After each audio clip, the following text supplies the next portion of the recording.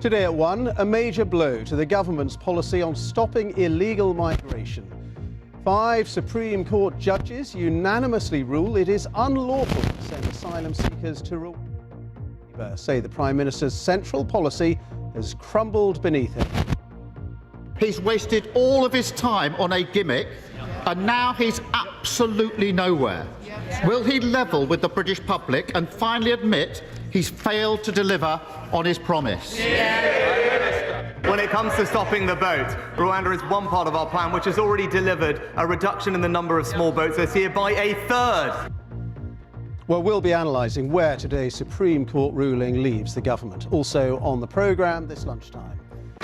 Price rises are slowing, with UK inflation down to 4.6%, largely because of the lower cost of energy. Patients wheeled through smoke-filled corridors in Gaza's biggest hospital. Israeli troops have carried out a raid there. And one of the great love stories of British acting, Timothy West and Prunella Scales, celebrate 60 years of marriage. And coming up on BBC News, Virat Kohli has scored his 50th ODI 100, breaking the record of fellow Indian legend Sachin Tendulkar in the Cricket World Cup semi-final against New Zealand.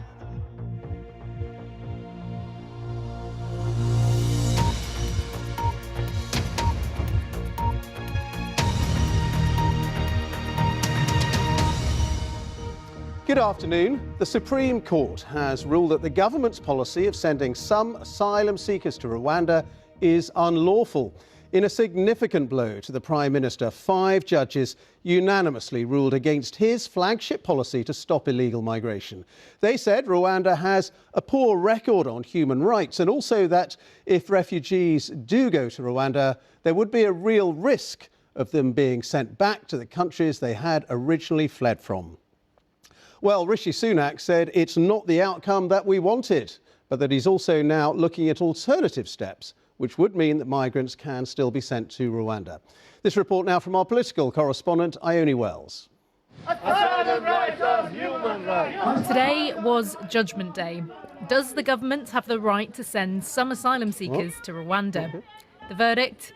No. The judges agreed there were substantial grounds to believe there was a real risk that genuine refugees could wrongly be sent back from Rwanda to countries they fled from, something called refoulement. The changes needed to eliminate the risk of refoulement may be delivered in the future, but they have not been shown to be in place now. The Home Secretary's appeal is therefore dismissed. They also agreed there hadn't been a proper assessment of whether Rwanda is safe for asylum seekers. Has your plan failed, Prime Minister?